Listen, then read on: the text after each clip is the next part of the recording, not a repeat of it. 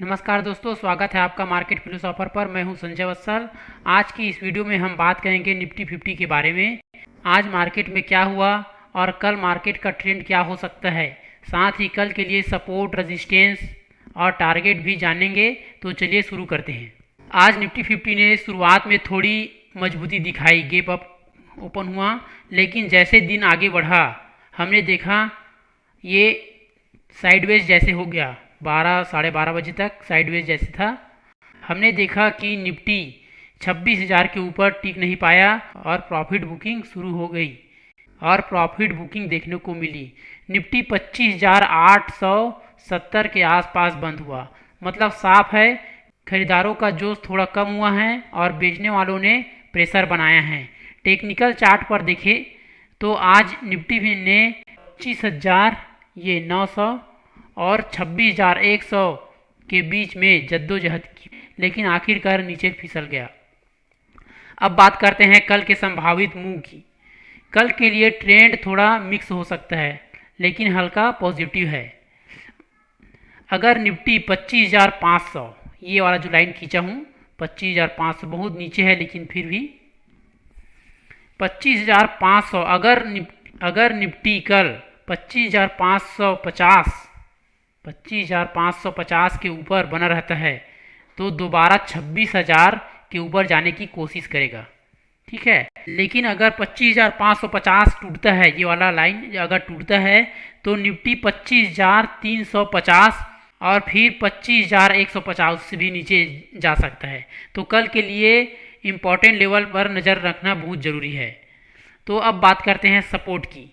तो पहला सपोर्ट है 25,550, ये बताया हूँ ना, यही पहला सपोर्ट है। 25,550 में पहला सपोर्ट, 25,550 में पहला सपोर्ट है।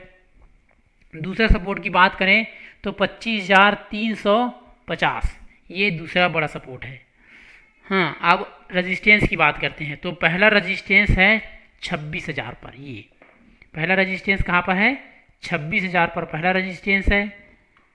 उसके बाद दूसरा बड़ा रेजिस्टेंस है 26,300 के आसपास हो सकता है। ठीक है, लेकिन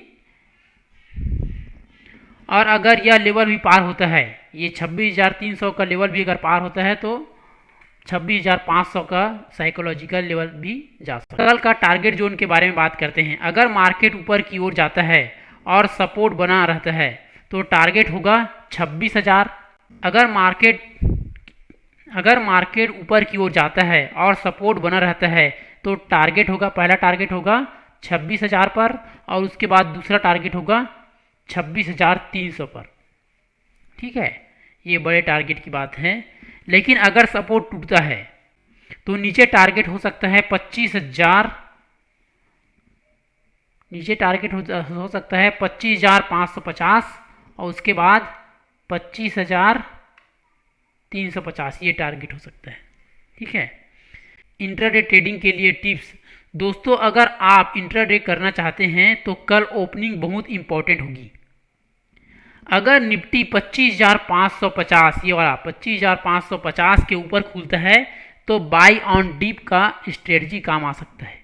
अगर ऊपर खुला, ठीक है, तो अगर उसके बाद नीचे आया तो ये ऊपर जाने की संभावना है। 25,550 के अगर ऊपर खुलता है, ठीक है, ऊपर खुलता है और थोड़ा नीचे आने के बाद ऐसे बाय ऑन डिप करके ऊपर जा सकता है। ये स्ट्रेटजी काम आ सकती है 25,550 के ऊपर खुला तो।